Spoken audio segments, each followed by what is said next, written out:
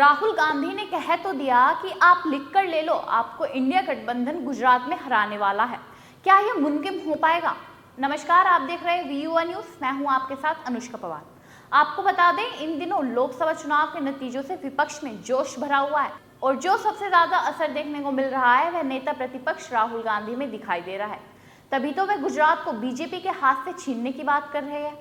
बता दें, बतौर नेता प्रतिपक्ष लोकसभा चुनाव में राहुल गांधी ने बोल दिया कि गुजरात में भी इंडिया गठबंधन की सरकार बनने जा रही है। हालांकि ये बात तब अच्छी लगती जब केंद्र की सत्ता पर भी इंडिया गठबंधन का कब्जा होता। लोकसभा चुनाव के नतीजे देखें तो राहुल गांधी को बड़े दिनों बाद लोगों ने मजबूत विपक्ष का नेता बनाया है और अब उम्मीद भी है कि वह लोगों की उम्मीद पर खड़े उतरेंगे, ना कि जैसे आजकल तू मैमा सत्ता पक्ष के साथ राजनीति में उलझे हुए हैं। आपको बता दें, भरी संसद में राहुल गांधी ने ऐलाने जंग वाले अंदाज में कहा, आप लिख कर ले लो, आपको इंडिया गठबंधन गुजरात में हराने जा रहा है। अभी हाल ही में हुए लोकसभा चुनाव में जिसमें कांग्रेस के साथ आम आदमी पार्टी गुजरात में चुनाव लड़ी, जहां आम आदमी पार्टी के हिस्से में एक सीट आई तो कांग्रेस के भी हिस्से में सिर्फ एक ही सीट आई और अब राहुल गांधी ने इतना बड़ा बयान दे दिया। गुजरात से कांग्रेस के पास एक लोकसभा सांसद के साथ साथ एक ही राज्यसभा सांसद भी है और 182 सदस्यों वाली विधानसभा में कांग्रेस के पास सिर्फ 13 विधायक हैं।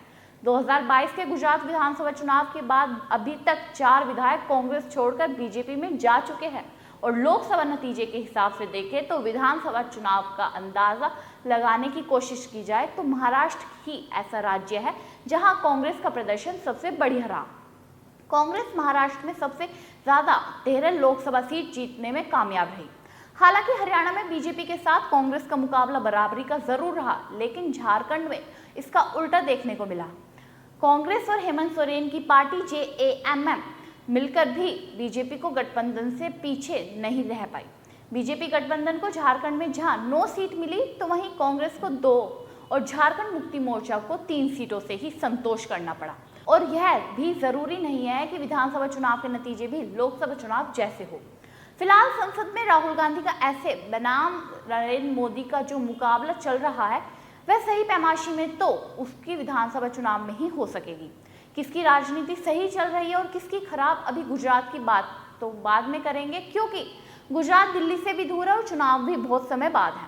लेकिन हरियाणा जिसमें चुनाव अभी होने ही वाले हैं, 2024 के नवंबर तक हो ही जाएंगे, तो ऐसे में कांग्रेस का क्या हाल देखने को मिलेगा। 2014 में कांग्रेस को बेदखल कर बीजेपी ने हरियाणा में सरकार बना ली थी, लेकिन 2019 में विधानसभा चुनाव में बीजेपी और कांग्रेस दोनों ही बहुमत से चूक गए थे। मौका तो कांग्रेस के पास भी था सरकार बनाने का बीजेपी जितना, लेकिन वो नहीं बना पाई। दुष्यंत चौटाला की पार्टी किंग मेकर की भूमिका में उभरी थी। भाजपा ने बाजी मार ली और कांग्रेस हाथ पर हाथ रखे बैठी रही।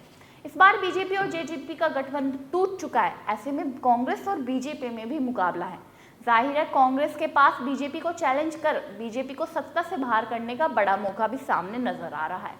इसी बीच लोकसभा चुनाव में पहले बीजेपी हरियाणा के मुख्यमंत्री को भी बदल देती है।